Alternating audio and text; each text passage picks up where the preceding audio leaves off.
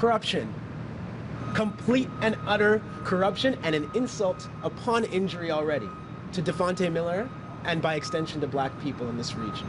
So no more second chances for Mark Saunders, no more second chances for John Tory and this board. They are demonstrating that they value decorum more than they value our lives. So to hell with them all.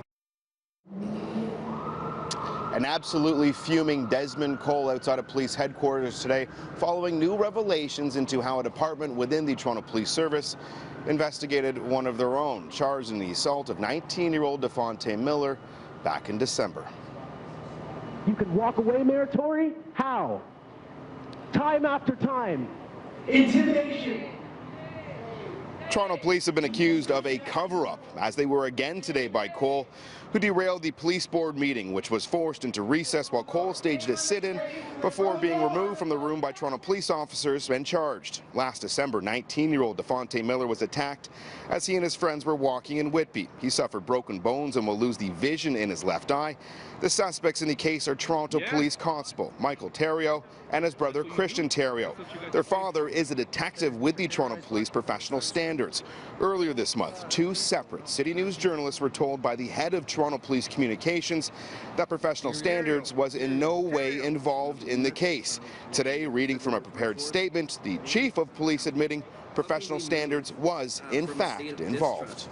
As per protocol, members of my professional standards unit applied the policy regarding the SIU involvement with the facts that they had at that time.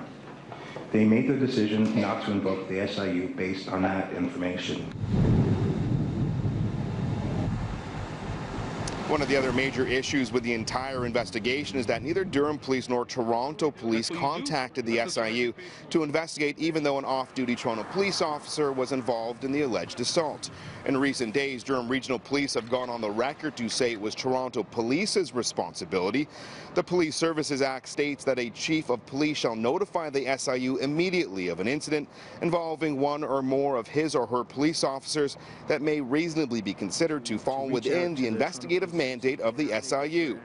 Chief Saunders has now asked Waterloo Regional Police to conduct a separate investigation. So the I think what we have to do is let the Waterloo Police Service do their job. There's been no suggestion that anybody associated with that police service had any involvement in this or has any, sort of prejudice going in. I trust they will do their job as police officers do in an honest and thorough manner. And then if we get that report and there are remaining questions to be answered, we can take it from there. They knew about this. The Toronto Police Service, as reported by City, knew about this on the day that it happened. And here we are 7 months almost later. It's too late.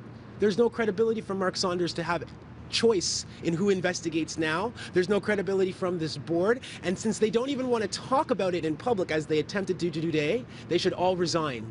They should get out of the business of oversight because they're not interested in it. The SIU only became involved in the investigation after Miller's lawyer, Julia Faulkner, flagged it and contacted them. There's no timeline or date given for when the independent report will be completed, though there are some questions being raised whether or not an independent body outside of the police ranks should be stepping in to look at these very serious allegations.